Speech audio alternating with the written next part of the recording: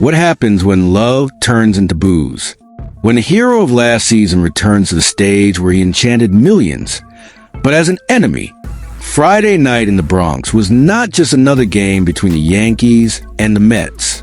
It was one of those rare moments when baseball stops being just statistics and becomes pure theater. Emotion on edge, silence, booze, and memories. For the first time since he traded the immortal black and white of the Bronx for the blue and orange of Queens, Juan Soto stepped again onto Yankee Stadium. But this time, it was as a rival, and the reaction was immediate. Boos. Loud. Long, painful. There was no more love. No more idolization. What remained there in that moment was a raw, visceral feeling coming straight from the stands. Disappointment. And that noise, the sound of boos coming from those who once applauded you, perhaps spoke louder than any headline since his departure. On the field, the Yankees seemed to understand the symbolic weight of that moment. It was more than beating the Mets. It was protecting their home. It was showing that with or without Soto, the Bronx still lives, breathes, and demands respect. And that's exactly what happened. Carlos Rodon commanded the mound with cold precision. In 5 innings, he allowed only 1 run on 2 hits. There were 4 walks, it's true, but also 5 strikeouts. Rodon, who has often been criticized by the fans, delivered a solid, almost symbolic performance.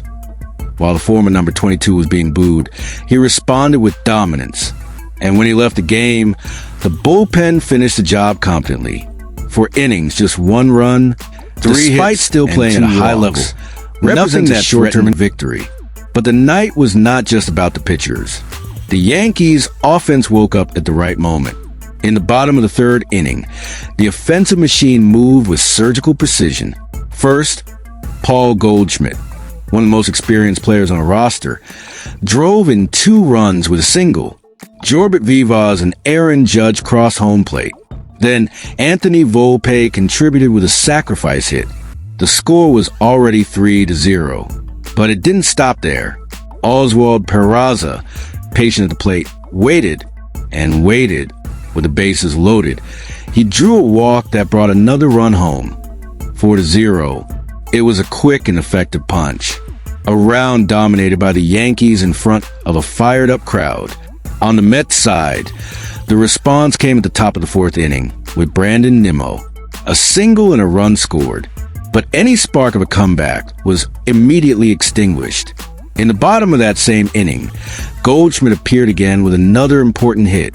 Jason Dominguez, still adjusting, also contributed, even with a ground out. Another run scored.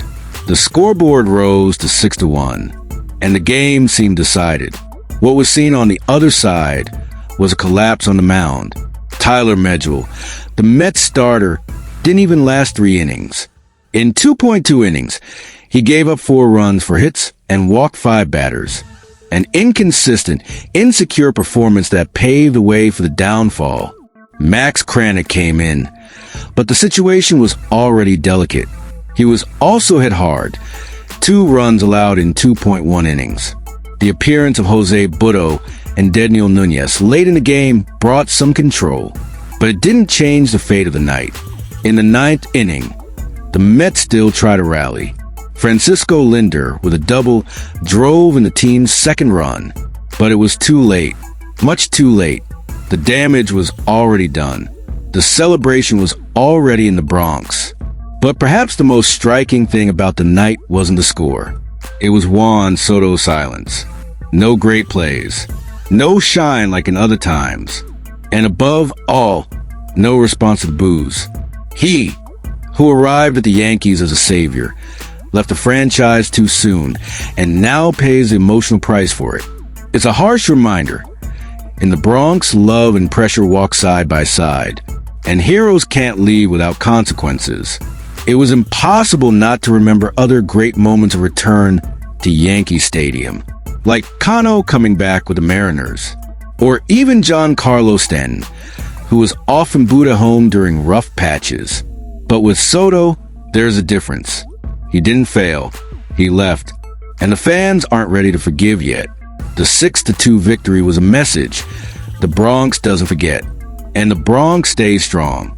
Even without its most media star player of recent years, the Yankees won with consistency. They played as a team and showed that in baseball, the badge always comes before the name on the back. Now, the question remains, do you think the boos were deserved? Or should Juan Soto still be remembered fondly by the fans who once applauded him? Comment below and brace yourself, because this rivalry is far from over. This Saturday and Sunday, Mets and Yankees face off again, and anything can happen. But while the boos against Juan Soto echoed as a clear reminder that the Bronx never forgets and that rivalry is more than just a game, the Yankees were already facing a new and serious challenge. In the tense silence that took over the locker room after the victory, the news hit like a storm. Oswaldo Cabrera is injured.